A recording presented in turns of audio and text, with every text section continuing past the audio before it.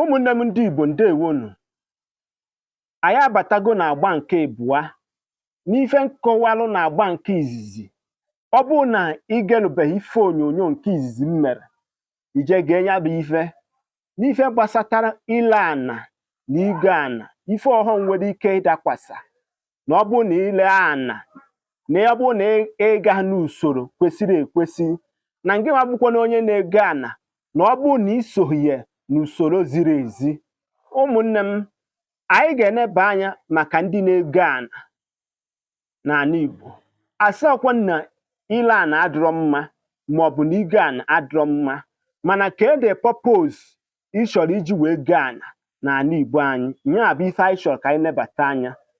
Maka ndị na-ego ana n'ala Igbo, ọ bụghị ana niile ịfụrụ ka iji ego bie ebe ahụ. Ọtụtụ ana bụ ana na-akpa aja ike. Onye ka ọ ga-abụ unu n'anya n'ala Igbo afa a na-agụ ịfụ na ana dị ike, ndị na-aza ana dị ike, ana agba ọsọ, ana dị n'obi, and so many others name a na-aza na afa ana, ịfụ na ana dị ike riri. Tupu ị na-aga ka ije go ana, ma na ana ahụ abụ ana emegidoro mmadụ, onye nwe ana ahụ wee tichie ana si na o nweletahụ ka ife kwuamụ bie na ana ahụ. Iji wee maatụ, tupu ị na-eje igo ana, jụọ ajụjụ ọfụma, jụma ajụma ọfụma tupu igo ana. Ọ bụrụ na ị chọọ igo ana, o nwere usoro eji were ego ana. Anaghị ekwu na elebere gị ana kama na ebibiri gị ana. Nke mbụ bụ na onye lebe gị ana ahụ ga-anọ ya. Nke abụọ bụ na onye goro ana ga-anọ ya. Mana ka m gwakwa gị eziokwu dịka o si wee gbasata n'ala Igbo, nwaanyị anaghị ego ana. Nwoke ya akwụdoro nwaanyị tupu o go ana. Maka ọtụtụ ụmụ nwaanyị nke ugbu a na-abụ ifetezie maka na o ji ego o je gbaa ana without the concept of his husband or their fathers. Ọ dịrọnụ mma maka na ajọ ife bụ ahụ ọ bụrụ omenala n'ala Igbo. Nke mbụ bụ na ọ bụ na onye lere gị ana lechaa gị ana, o nwere ife a na-akpọ ewu ikenga. Onye na-ego ana ga-anara gị nya bụ ife, nara gị ego mmanya ike, nara gị ego ọjị.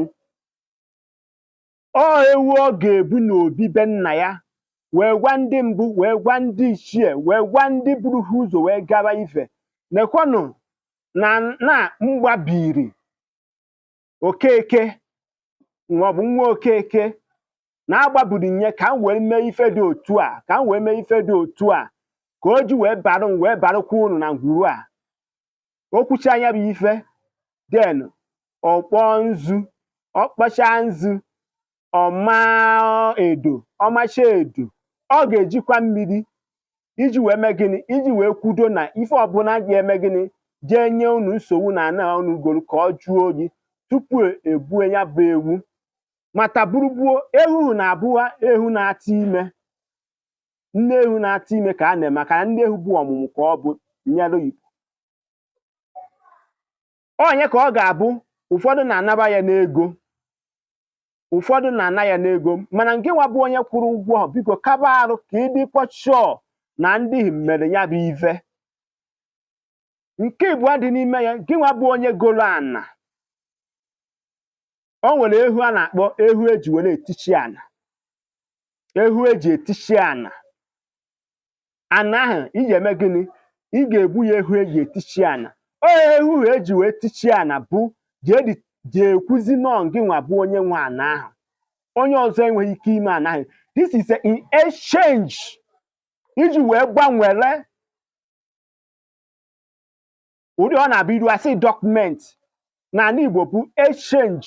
Once igbuchaghere ehu ana ahụ, automatic forever gị nwa bụ onye nwe ana ahụ. Mana o nwere ife a na usoro eji were eme ya bụ ife.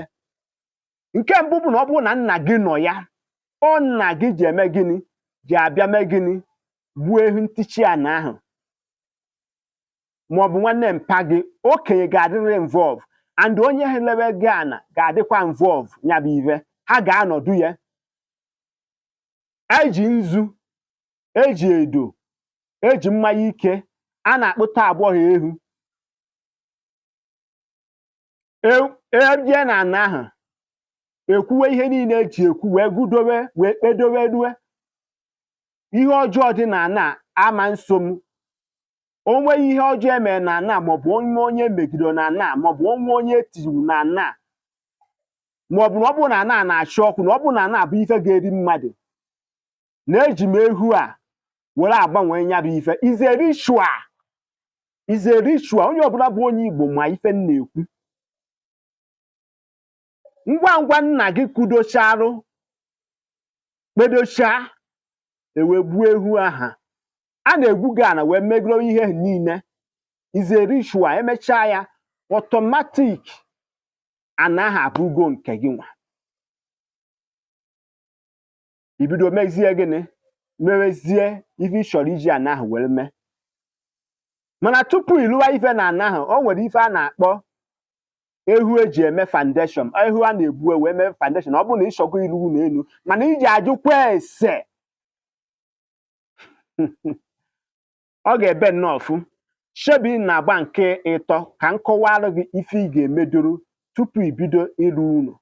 Biko, ọ bụrụ na nkụzi a gbagwoju gị anya, kaba arụ jụọ ajụjụ, deelu nye n'ozi edemede ma kaba arụ gbasara m ife ozi a.